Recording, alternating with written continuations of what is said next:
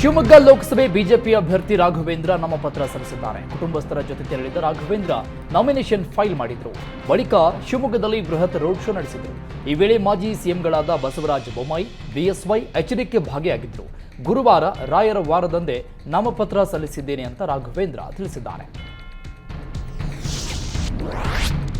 Shivamogga BJP ಅಭ್ಯರ್ಥಿ ರಾಘವೇಂದ್ರ ಪರ ಮಾಜಿ ಸಿಎಂ ಕುಮಾರಸ್ವಾಮಿ ಮತಯಾಚಿಸಿದರು. ಬಿಜೆಪಿ ಜೆಡಿಎಸ್ ಕಾರ್ಯಕರ್ತರ ಹೊಂದಾಣಿಕೆ ಹಾಲು ಜೇನಿನ ಸಮ್ಮಿಲನವಾಗಿದ್ದು, ರಾಘವೇಂದ್ರರನ್ನ 5 ಲಕ್ಷ ಮತಗಳ ಅಂತರದಿಂದ ಗೆಲ್ಲಿಸಬೇಕು ಅಂತ ಮತದಾರರಲ್ಲಿ ಮನವಿ ಮಾಡಿದರು.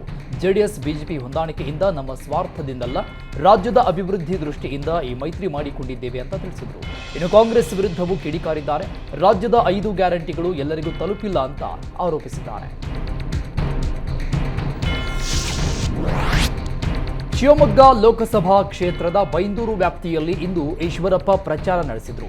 ಪಕ್ಷೇತರ ಅಭ್ಯರ್ಥಿಯಾಗಿ ಸ್ಪರ್ಧೆ ಮಾಡ್ತಾ ಇರುವ ಈಶ್ವರಪ್ಪ ರಾಷ್ಟ್ರ ಭಕ್ತರ ಬಳಗ ಹೆಸರಲ್ಲಿ ನೂತನ ಕಾರ್ಯಾಲಯ ಉದ್ಘಾಟಿಸಿದರು. ಬೂತ್ ಮಟ್ಟದ ಕಾರ್ಯಕರ್ತರನ್ನ ಕರೆಸಿ ಸಮಾಲೋಚನೆ ನಡೆಸಿದರು. ಬಳಿಕ ಮಾತನಾಡಿದ ಈಶ್ವರಪ್ಪ, ಸ್ಪರ್ಧೆಯಿಂದ ಹಿಂದೆ ಸರಿಯುವ ಪ್ರಶ್ನೆ ಇಲ್ಲ. ಬಿಜೆಪಿಯ ಶಕ್ತಿ ಕೇಂದ್ರವಾಗಿರುವ ಹಿಂದುತ್ವದ ಭದ್ರಕೋಟೆ ಬೈಂದೂರಲ್ಲಿ ಕಾರ್ಯಕರ್ತರ ಬೆಂಬಲ ಕಂಡು ನನಗೆ ಅಚ್ಚರಿಯಾಗಿದೆ ಎಂದರು. ಜನರ ಸ್ವ ಇಚ್ಛೆಯಿಂದ ನನ್ನನ್ನು ಬೆಂಬಲಿಸಲು ಮುಂದೆ ಬರ್ತಾ ಇರುವುದು ಸಂತೋಷದ ವಿಚಾರ ಅಂತ ಹೇಳಿದ್ದಾರೆ.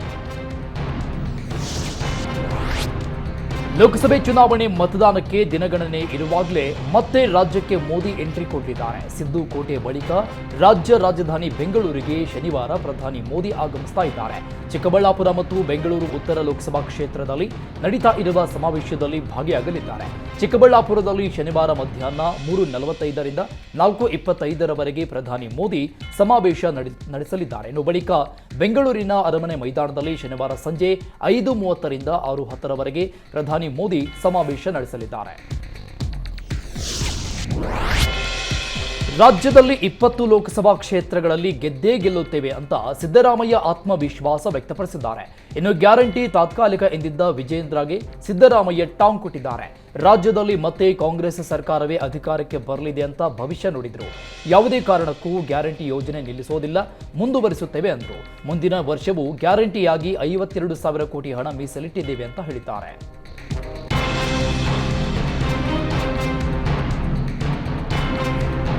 ಮೈಸೂರು ಕೊಡಗು ಲೋಕಸಭಾ ಕ್ಷೇತ್ರದಲ್ಲಿ ಒಕ್ಕಲಿಗ ಮತಗಳು ನಿರ್ಣಾಯಕವಾಗಿದ್ದು, ಒಕ್ಕಲಿಗರ ಮತಗಳ ಸೆಳೆಯಲು ಬಿಜೆಪಿ ಮುಂದಾಗಿದೆ. ಡಿಸಿಎಂ ಡಿಕೆಶಿ ಒಕ್ಕಲಿಗರ ಪ್ರತ್ಯೇಕ ಸಭೆ ನಡೆಸಿದ ಬೆನ್ನಲ್ಲೇ ಕೊಡಗಿನಲ್ಲಿ ಸದಾನಂದಗೌಡ ಒಕ್ಕಲಿಗರ ಜೊತೆ ಪ್ರತ್ಯೇಕ ಸಭೆ ನಡೆಸಿದ್ದಾರೆ. ಕುಶಾಲನಗರದ ಗೌಡ ಸಮಾಜ ಸಭಾಂಗಣದಲ್ಲಿ ಸಭೆ ನಡೆಸಲಾಯಿತು. ಒಕ್ಕಲಿಗ ಮತಗಳ ಕ್ರೋಢೀಕರಣಕ್ಕೆ ಸದಾನಂದಗೌಡ ಮುಂದಾಗಿದ್ದಾರೆ. ಚಿಕ್ಕಬಳ್ಳಾಪುರ ಲೋಕಸಭೆ ಕ್ಷೇತ್ರದ ಕಾಂಗ್ರೆಸ್ ಅಭ್ಯರ್ಥಿ ರಕ್ಷಾರಾಮಯ್ಯ ಪರ ಸಿಎಂ ಸಿದ್ದರಾಮಯ್ಯ ಮತಯಾಚಿಸಿದರು. ಈ ವೇಳೆ ಮಾತನಾಡಿದ ಸಿದ್ದರಾಮಯ್ಯ, ಬಿಜೆಪಿ ಅಭ್ಯರ್ಥಿ ಕೆ ಸುಧಾಕರ್ ಜೈಲಿಗೆ ಹೋಗುವ ಪರಿಸ್ಥಿತಿ ಬರುತ್ತದೆ ಅಂತ ಸಿದ್ದರಾಮಯ್ಯ ಭವಿಷ್ಯ ನುಡಿದಿದ್ದಾರೆ. ಡಾಕ್ಟರ್ ಸುಧಾಕರ್ ವಿರುದ್ಧ ಭ್ರಷ್ಟಾಚಾರದ ತನಿಖೆ ನಡೀತಾ ಇದೆ. ನ್ಯಾಯಾಂಗ ಆಯೋಗವೇ ತನಿಖೆ ನಡೆಸ್ತಾ ಇದೆ. ಸುಧಾಕರ್ ಭ್ರಷ್ಟಾಚಾರ ಮಾಡಿರುವ ಸಾಕ್ಷ್ಯಾಧಾರಗಳಿವೆ. ತನಿಖೆ ಬಳಿಕ ಡಾಕ್ಟರ್ ಸುಧಾಕರ್ ಜೈಲಿಗೆ ಹೋಗ್ತಾರೆ ಅಂತ ಹೇಳಿದ್ದಾರೆ. ಮೈಸೂರು ಕೊಡಗು ಲೋಕಸಭಾ ಕ್ಷೇತ್ರದ ಬಿಜೆಪಿ ಅಭ್ಯರ್ಥಿ ಯದುವೀರ್ ಪರ ಜಿಟಿ ದೇವೇಗೌಡ ಮತಯಾಚಿಸಿದರು. ಚಾಮರಾಜ ಕ್ಷೇತ್ರದ ಮಂಚೇಗೌಡನ ಕೊಪ್ಪಲು ಗ್ರಾಮ ದೇವತೆ ಹರಿಲೇಮ್ಮಗೆ ಪೂಜೆ ಸಲ್ಲಿಸಿ ಪ್ರಚಾರ ಕೈಗೊಂಡರು. ಜಿಟಿಡಿಗೆ ನಾಗೇಂದ್ರ ಬಿಜೆಪಿ ಜೆಡಿಎಸ್ ಪಾಲಿಕೆ ಸದಸ್ಯರು ಸಾಥ್ ಕೊಟ್ಟರು. ಇನ್ನು ಒಕ್ಕಲಿಗ ಸಮುದಾಯದ ಮತಬೇಟೆಗೆ ಖುದ್ದು ಶಾಸಕ ಜಿಟಿ ದೇವೇಗೌಡ ಎಂಟ್ರಿ ಆಗಿದ್ದಾರೆ. ಅತಿ ಹೆಚ್ಚು ಒಕ್ಕಲಿಗ ಸಮುದಾಯವಿರುವ ಚಾಮರಾಜ ಕ್ಷೇತ್ರದಲ್ಲಿ ಬೃಹತ್ ಸಮಾವೇಶ ಮೂಲಕ ಒಕ್ಕಲಿಗ ಮತ ಸೆಳೆಯಲು ಸಿಎಂ ಮುಂದಾಗಿದ್ದರು. ಇದೀಗ ಚಾಮರಾಜ ಕ್ಷೇತ್ರದಲ್ಲಿ ಜಿಟಿಡಿ ಪ್ರಚಾರ ಕೈಗೊಂಡಿದ್ದಾರೆ. ರಾಜ್ಯದಲ್ಲಿ 28 ಕ್ಷೇತ್ರಗಳಲ್ಲಿ ಬಿಜೆಪಿ ಗೆಲುವು ಸಾಧಿಸಲಿದೆ ಅಂತ ಬಿಜೆಪಿ ರಾಜ್ಯ ಚುನಾವಣೆ ಉಸ್ತುವಾರಿ ರಾಧಾಮೋಹನ್ ಅಗರ್ವಾಲ್ ಆತ್ಮವಿಶ್ವಾಸ ವ್ಯಕ್ತಪಡಿಸಿದ್ದಾರೆ. ಹಣಬಲದಿಂದ ಕಳೆದ ಬಾರಿ ಸೋತಿದ್ದ ಬೆಂಗಳೂರು ಗ್ರಾಮಾಂತರ ಕ್ಷೇತ್ರವನ್ನ ಈ ಬಾರಿ ಬಿಜೆಪಿ ಗೆಲ್ಲಲಿದೆ ಅಂತ ರಾಧಾಮೋಹನ್ ಅಗರ್ವಾಲ್ ಹೇಳಿದ್ದಾರೆ. ಇನ್ನು ಚಿಕ್ಕೋಡಿಯಲ್ಲಿ ಅಣ್ಣಾ ಸಾಹೇಬ್ ಜೊಲ್ಲೆ ಈ ಬಾರಿಯೂ ಐತಿಹಾಸಿಕ ಮತಗಳ ಅಂತರದಿಂದ ಗೆಲುವು ಸಾಧಿಸಲಿದ್ದಾರೆ. ಕಾಂಗ್ರೆಸ್ ಪಕ್ಷ ಹಣಬಲದಿಂದ ಲೋಕಸಭಾ ಚುನಾವಣೆ ಎದುರಿಸ್ತಾ ಇದೆ ಅಂತ ಆರೋಪಿಸಿದರು. ಚುನಾವಣೆಯಲ್ಲಿ ಕಾಂಗ್ರೆಸ್ ಸೋಲನ್ನಪ್ಪಿದ ನಂತರ ಗ್ಯಾರಂಟಿ ಯೋಜನೆ ಸ್ಥಗಿತಗೊಳ್ಳಲಿವೆ ಅಂತ ಹೇಳಿದ್ದಾರೆ. ಸಿಂಹ ಹುಲಿ ತರದ ಚಿಹ್ನೆ ಬೇಕೆಂದು ಚುನಾವಣೆ ಆಯೋಗಕ್ಕೆ ಪತ್ರ ಬರೀತೇನೆ ಅಂತ ಉಡುಪಿಯಲ್ಲಿ ಶಿವಮೊಗ್ಗದ ಬಂಡಾಯ ಅಭ್ಯರ್ಥಿ ಈಶ್ವರಪ್ಪ ಹೇಳಿದ್ದಾರೆ. ಚುನಾವಣೆಯಲ್ಲಿ ಹುಮ್ಮಸ್ಸು ಬರೋ ಚಿಹ್ನೆ ಬೇಕು ಅಂತ ಬೇಡಿಕೆ ಇಟ್ಟು ಪತ್ರ ಬರೀತೇನೆ. ಈಗ ಕೊಟ್ಟಿರೋ ಪಟ್ಟಿಯಲ್ಲಿ ಯಾವುದೂ ಒಳ್ಳೆ ಚಿಹ್ನೆಗಳಿಲ್ಲ ಅಂತ ಈಶ್ವರಪ್ಪ ಹೇಳಿದ್ದಾರೆ.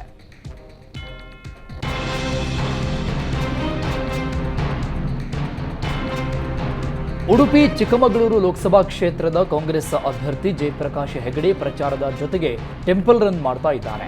ಬ್ರಹ್ಮಾವರ ಕಾಪು ಪರಿಸರದ ವಿವಿಧ ಕ್ಷೇತ್ರಗಳಲ್ಲಿ ಪ್ರಚಾರ ನಡೆಸಿದ ಕಾಂಗ್ರೆಸ್ ಅಭ್ಯರ್ಥಿ ಪೆರಡೂರು ಶ್ರೀ ಅನಂತ ಪದ್ಮನಾಭ ದೇವಾಲಯಕ್ಕೆ ಭೇಟಿ ಕೊಟ್ಟರು. ಪೆರಡೂರು ಶ್ರೀ ಅನಂತ ಪದ್ಮನಾಭ ದೇವರಿಗೆ ವಿಶೇಷ ಪೂಜೆ ಸಲ್ಲಿಸಿದರು. ಬಳಿಕ ಕಾಪು ಕ್ಷೇತ್ರದ ಕುಕ್ಕೆಹಳ್ಳಿ ಶ್ರೀ ಮಹಾಲಿಂಗೇಶ್ವರ ದೇವಾಲಯಕ್ಕೆ ಭೇಟಿ ಕೊಟ್ಟಿದ್ದಾರೆ. ಕಲಬುರಗಿ ಬಿಜೆಪಿ ಅಭ್ಯರ್ಥಿ ಉಮೇಶ್ ಜಾಧವ್ ಆರ್ಜಿ ಪಾಟೀಲ್ ಮನೆಗೆ ಹೋಗಿ ಬೆಂಬಲ ಕೇಳಿದ್ದಕ್ಕೆ ಸಚಿವ ಪ್ರಿಯಾಂಕ್ ಖರ್ಗೆ ಆಕ್ರೋಶ ವ್ಯಕ್ತಪಡಿಸಿದ್ದಾರೆ. ಪರೀಕ್ಷಾ ಅಕ್ರಮ ತಡೆಯುವುದಾಗಿ ಮೋದಿ ತಮ್ಮ ಪ್ರಣಾಳಿಕೆ ಮೂಲಕ ಹೇಳಿದ್ದಾರೆ.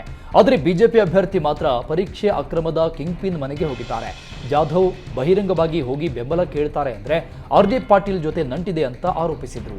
ಎಷ್ಟೋ ಜನರ ಜೀವನ ಹಾಳು ಮಾಡಿದವರ ಮನೆಗೆ ಹೋಗಿರುವ ಜಾಧವ್ಗೆ ಕಾಮನ್ ಸೆನ್ಸ್ ಇಲ್ವಾ ಅಂತ ಪ್ರಶ್ನೆ ಮಾಡಿದ್ದಾರೆ.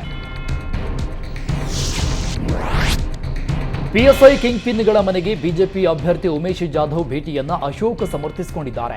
ಅಕ್ರಮದಲ್ಲಿ ಭಾಗಿಯಾದವರಿಗೆ ನಮ್ಮ ಪಕ್ಷದ ಬೆಂಬಲ ಇಲ್ಲ, ಆದರೆ ಜಾಧವ್ ಮತ ಕೇಳೋಕೆ ಹೋಗಿದ್ದಾರೆ. ಅವರ ಗುರುತಿಸಿಕೊಳ್ಳುವುದು ಬೇರೆ, ಮತ ಕೇಳುವುದು ಬೇರೆ ಅಂತ ಹೇಳಿದ್ದಾರೆ. ಬಳ್ಳಾರಿ ಲೋಕಸಭೆ ಕ್ಷೇತ್ರದ ಕಾಂಗ್ರೆಸ್ ಅಭ್ಯರ್ಥಿ ತುಕಾರಾಂ ಪರ ಸಚಿವ ಜಮೀರ್ ಅಹಮದ್ ಪ್ರಚಾರ ನಡೆಸಿದರು. ಈ ವೇಳೆ ಕಾಂಗ್ರೆಸ್ನಲ್ಲಿ ಪ್ರಧಾನಿ ಅಭ್ಯರ್ಥಿ ರಾಹುಲ್ ಗಾಂಧಿ ಎಂದು ಜಮೀರ್ ಹೇಳಿದ್ದಾರೆ. ರಾಜ್ಯದಲ್ಲಿ 20ಕ್ಕೂ ಹೆಚ್ಚು ಲೋಕಸಭಾ ಕ್ಷೇತ್ರಗಳನ್ನು ಕಾಂಗ್ರೆಸ್ ಗೆಲ್ಲಲಿದೆ ಅಂತ ಭವಿಷ್ಯ ನುಡಿದರು. ಇನ್ನು ಬಿಜೆಪಿ ಅಭ್ಯರ್ಥಿ ಶ್ರೀರಾಮುಲು ವಿರುದ್ಧ 2 ಲಕ್ಷ ಮತಗಳ ಅಂತರದಿಂದ ತುಕಾರಾಂ ಗೆಲ್ತಾರೆ ಅಂತ ಹೇಳಿದ್ದಾರೆ. ತುಮಕೂರು ಲೋಕಸಭೆ ಕ್ಷೇತ್ರದಲ್ಲಿ ಕುಂಚಿಟಿಗ ಸಮುದಾಯದ ಮತಗಳ ಮೇಲೆ ಕಾಂಗ್ರೆಸ್ ಬಿಜೆಪಿ ಕಣ್ಣು ಬಿದ್ದಿದೆ. ಮಾಜಿ ಪ್ರಧಾನಿ ದೇವೇಗೌಡರ ಪ್ರವಾಸದ ಬಳಿಕ ಎಚ್ಚೆತ್ತ ಕಾಂಗ್ರೆಸ್ ಕುಂಚಿಟಿಗ ಒಕ್ಕಲಿಗರ ಸಭೆ ನಡೆಸಿದೆ. ಒಕ್ಕಲಿಗ ಸಮುದಾಯದ ಮತಗಳು ಚೆದರಿ ಹೋಗದಂತೆ ಹಿಡಿದಿಟ್ಟುಕೊಳ್ಳಲು ಪ್ರಯತ್ನಿಸಿದೆ. ತುಮಕೂರು ನಗರದ ಕುಂಚಿಟಿಗ ಸಮುದಾಯ ಭವನದಲ್ಲಿ ನಡೆದ ಸಭೆಯಲ್ಲಿ ಗೃಹ ಸಚಿವ ಪರಮೇಶ್ವರ್, ಶಾಸಕ ಜಯಚಂದ್ರ ಸೇರಿದಂತೆ ಹಲವು ಮುಖಂಡರು ಭಾಗಿಯಾಗಿದ್ದರು. ತುಮಕೂರಲ್ಲಿ 2 ದಿನ ಪ್ರವಾಸ ನಡೆಸಿದ ದೇವೇಗೌಡರು ಮೈತ್ರಿ ಅಭ್ಯರ್ಥಿ ಸೋಮಣ್ಣ ಗೆಲ್ಲಿಸುವಂತೆ ಒಕ್ಕಲಿಗ ಸಮುದಾಯಕ್ಕೆ ಸಂದೇಶ ಕೊಟ್ಟರು. 2019ರಲ್ಲಿ ನನ್ನ ಸೋಲಿಗೆ ಕಾರಣರಾದವರಿಗೆ ಬುದ್ಧಿ ಕಲಿಸಲು ಕರೆ ಕೊಟ್ಟಿದ್ದಾರೆ.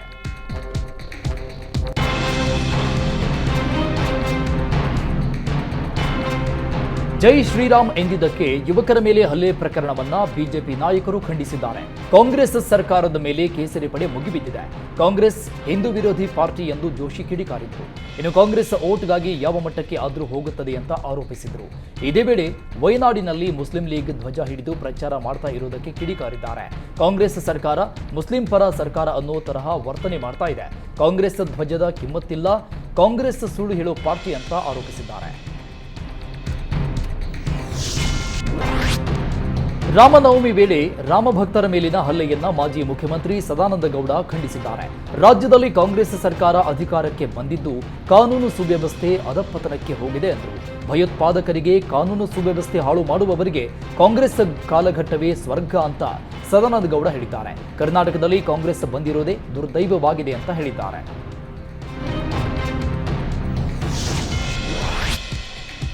ನಾಳೆ ಲೋಕಸಭೆಗೆ ಮೊದಲ ಹಂತದ ಚುನಾವಣೆ ನಡೆಯಲಿದೆ. 21 ರಾಜ್ಯಗಳ 102 ಕ್ಷೇತ್ರಗಳಿಗೆ ಮತದಾನ ನಡೆಯಲಿದ್ದು ಜೂನ್ 4ರಂದು ಫಲಿತಾಂಶ ಹೊರಬೀಳಲಿದೆ. ಮೊದಲ ಹಂತದ ಚುನಾವಣೆಯಲ್ಲಿ 8 ಕೇಂದ್ರ ಸಚಿವರು, 2 ಮಾಜಿ ಮುಖ್ಯಮಂತ್ರಿಗಳು, ಓರ್ವ ಮಾಜಿ ರಾಜ್ಯಪಾಲರು ಕಣಕ್ಕೆ ಇಳಿದಿದ್ದಾರೆ. ನಾಗಪುರದಿಂದ ಕೇಂದ್ರ ಸಚಿವರಾದ ನಿತಿನ್ ಗಡ್ಕರಿ, ಅರುಣಾಚಲ ಪಶ್ಚಿಮದಿಂದ ಕಿರಣ್ ರಿಜಿಜು, ಅಸ್ಸಾಂನ ದಿಬ್ರುಗಢದಿಂದ ಸರ್ಬಾನಂದ ಸೋನೋವಾಲ್, ತಮಿಳುನಾಡಿನ ದಕ್ಷಿಣ ಚೆನ್ನೈನಲ್ಲಿ ಬಿಜೆಪಿಯ ಮಾಜಿ ರಾಜ್ಯಪಾಲೆ ತಮಿಳಿಸಾಯಿ ಸೌಂದರರಾಜನ್, ಕೊಯಮತ್ತೂರಲ್ಲಿ ಬಿಜೆಪಿ ರಾಜ್ಯಾಧ್ಯಕ್ಷ ಕೆ ಅಣ್ಣಾಮಲೈ, ಡಿಎಂಕೆ ನೇತಾರರಾದ ಎ ರಾಜಾ ನೀಲಗಿರಿಯಲ್ಲಿ ಹಾಗೂ ದಯಾನಿಧಿ ಮಾರನ್ ಉತ್ತರ ಚೆನ್ನೈನಲ್ಲಿ ಸ್ಪರ್ಧಿಸಿದ್ದಾರೆ.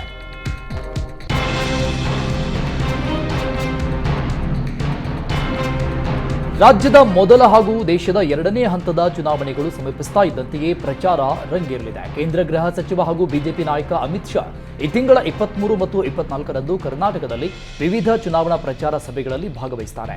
ರಾಜ್ಯದಲ್ಲಿ ಮೊದಲ ಹಂತದ ಲೋಕಸಭಾ ಚುನಾವಣೆಯ ಬಹಿರಂಗ ಪ್ರಚಾರದ ಕೊನೆಯ ದಿನವಾದ ಏಪ್ರಿಲ್ 24ರಂದು ಯುಪಿ ಸಿಎಂ ಯೋಗಿ ಆದಿತ್ಯನಾಥ್ ಕರ್ನಾಟಕದಲ್ಲಿ 3 ಕಡೆ ಪ್ರವಾಸ ಕೈಗೊಂಡು ಮತಯಾಚಿಸಲಿದ್ದಾರೆ ಅಂತ ಸುನಿಲ್ ಕುಮಾರ್ ತಿಳಿಸಿದ್ದಾರೆ. ಬೆಂಗಳೂರಿನ 3 ಲೋಕಸಭಾ ಕ್ಷೇತ್ರಗಳ ವ್ಯಾಪ್ತಿಯಲ್ಲಿ ಅಗತ್ಯ ಸೇವೆಗಳ ಮತದಾನಕ್ಕಾಗಿ ಅಂಚೆ ಮತದಾನ ಕೇಂದ್ರ ಸ್ಥಾಪಿಸಲಾಗಿದೆ. ಬೆಂಗಳೂರು ದಕ್ಷಿಣ, ಉತ್ತರ ಹಾಗೂ ಬೆಂಗಳೂರು ಕೇಂದ್ರ ಲೋಕಸಭಾ ಕ್ಷೇತ್ರಗಳ ವ್ಯಾಪ್ತಿಯಲ್ಲಿ 1348 ಅಗತ್ಯ ಸೇವೆಗಳ ಸಿಬ್ಬಂದಿ ಅಂಚೆ ಮತದಾನಕ್ಕೆ ನೋಂದಣಿ ಮಾಡಿಕೊಂಡಿದ್ದಾರೆ. ಈ ಸಂಬಂಧ ಅಗತ್ಯ ಸೇವೆ ಸಿಬ್ಬಂದಿಗೆ ಏಪ್ರಿಲ್ 19ರಿಂದ 21ರವರೆಗೆ ಮತದಾನಕ್ಕೆ ಅವಕಾಶ ಕಲ್ಪಿಸಲಾಗಿದೆ. 3 ದಿನಗಳ ಕಾಲ ಬೆಳಗ್ಗೆ 9 ರಿಂದ ಸಂಜೆ 5 ಗಂಟೆಯವರೆಗೆ ಮತ ಚಲಾಯಿಸಲು ಅವಕಾಶ ಕಲ್ಪಿಸಲಾಗಿದೆ. 2023-24ನೇ ಸಾಲಿನ ಸಿಇಟಿ ಪರೀಕ್ಷೆಯಲ್ಲಿ ಎಡವಟ್ಟಿನ ಸುರಿಮಳೆಗೆ ಆಗಿದೆ. ಬೆಳಗ್ಗೆ ನಡೆದ ಜೀವಶಾಸ್ತ್ರ ಪರೀಕ್ಷೆಯಲ್ಲಿ 60 ಅಂಕಗಳಿಗೆ ನಡೆದ ಪರೀಕ್ಷೆಯಲ್ಲಿ ಔಟ್ ಆಫ್ ಸಿಲೆಬಸ್ನಿಂದ 10 ಪ್ರಶ್ನೆಗಳನ್ನು ಕೇಳಲಾಗಿದೆ. ಔಟ್ ಆಫ್ ಸಿಲೆಬಸ್ ಪ್ರಶ್ನೆಗಳಿಗೆ ಉತ್ತರಿಸಲಾಗಿದೆ ವಿದ್ಯಾರ್ಥಿಗಳು ಪರದಾಡಿದ್ದಾರೆ. ಗ್ರೇಸ್ ಮಾರ್ಕ್ಸ್ ಕೊಡುವಂತೆ ಕೆಇಎಗೆ ಪೋಷಕರು ಮನವಿ ಮಾಡಿದ್ದಾರೆ. ಈ ಬಗ್ಗೆ ಕೆಇಎ ಅಧಿಕಾರಿಗಳಿಂದ ಈವರೆಗೂ ಸ್ಪಷ್ಟನೆ ಕೊಟ್ಟಿಲ್ಲ. ಬಾಲಿವುಡ್ ನಟಿ ಶಿಲ್ಪಾ ಶೆಟ್ಟಿ ಹಾಗೂ ಉದ್ಯಮಿ ರಾಜ್ ಕುಂದ್ರಾ ದಂಪತಿಗೆ ಮತ್ತೊಂದು ಸಂಕಷ್ಟ ಎದುರಾಗಿದೆ. ಜಾರಿ ನಿರ್ದೇಶನಾಲಯ ಬರೋಬ್ಬರಿ 98 ಕೋಟಿ ರೂಪಾಯಿ ಮೌಲ್ಯದ ಆಸ್ತಿ ಹಾಗೂ ಶಿಲ್ಪಾ ಶೆಟ್ಟಿ ಅವರು ಫ್ಲಾಟ್ ಅನ್ನ ವಶಕ್ಕೆ ಪಡೆದಿದೆ. ಉದ್ಯಮಿ ಹಾಗೂ ಬಾಲಿವುಡ್ ನಟ ರಾಜ್ ಕುಂದ್ರಾ ಅವರನ್ನ ಬಿಟ್ಕಾಯಿನ್ ಸೇರಿದಂತೆ ಕೋಟ್ಯಾಂತರ ರೂಪಾಯಿ ಅಕ್ರಮ ಹಣ ವರ್ಗಾವಣೆ ಪ್ರಕರಣದಲ್ಲಿ ವಿಚಾರಣೆ ನಡೆಸಲಾಗಿತ್ತು. ರಾಜ್ ಕುಂದ್ರಾ ಅವರಿಗೆ ಸಂಬಂಧಪಟ್ಟ ಸ್ಥಿರ ಮತ್ತು ಚರ ಆಸ್ತಿಯ ಜೊತೆಗೆ ಪುಣೆಯಲ್ಲಿರುವ ಬಂಗ್ಲೆ ಮತ್ತು ಷೇರುಗಳನ್ನು ಇಡಿ ಅಧಿಕಾರಿಗಳು ವಶಕ್ಕೆ ಪಡೆದುಕೊಂಡಿದ್ದಾರೆ. ಇದರ ಜೊತೆಗೆ ಮುಂಬೈನ ಜಹೂನಲ್ಲಿರುವ ಫ್ಲಾಟ್ ಅನ್ನ ತನ್ನ ಸುಪರ್ದಿಗೆ ಪಡೆದುಕೊಂಡಿದೆ. ಜುಹುನಲ್ಲಿರುವ ಫ್ಲಾಟ್ ನಟಿ ಶಿಲ್ಪಾ ಶೆಟ್ಟಿ ಅವರ ಹೆಸರಲ್ಲಿತ್ತು.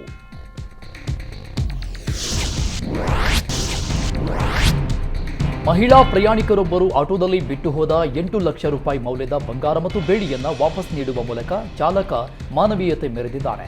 ಸದ್ಯ ನಾಗರಾಜ್ ಕಾರ್ಯಕ್ಕೆ ಮೆಚ್ಚುಗೆ ವ್ಯಕ್ತವಾಗಿದ್ದು, ಆಟೋ ಚಾಲಕನ ಮಾನವೀಯತೆಗೆ ಪೊಲೀಸರು ಕೂಡ ಸನ್ಮಾನ ಮಾಡಿದ್ದಾರೆ. ಹುಬ್ಬಳ್ಳಿಯಲ್ಲಿ ನಾಗರಾಜ್ ಎಂಬುವವರು ಆಟೋದಲ್ಲಿ ಗೋಕುಲ ಬಸ್ ನಿಲ್ದಾಣದಿಂದ ಹೊಸೂರು ಬಸ್ ನಿಲ್ದಾಣದವರೆಗೆ ಪ್ರಯಾಣ ಮಾಡಿದ್ದಾರೆ. ತಮ್ಮ ಬ್ಯಾಗ್ ಅನ್ನ ಆಟೋದಲ್ಲಿ ಬಿಟ್ಟು ಹೋಗಿದ್ರು.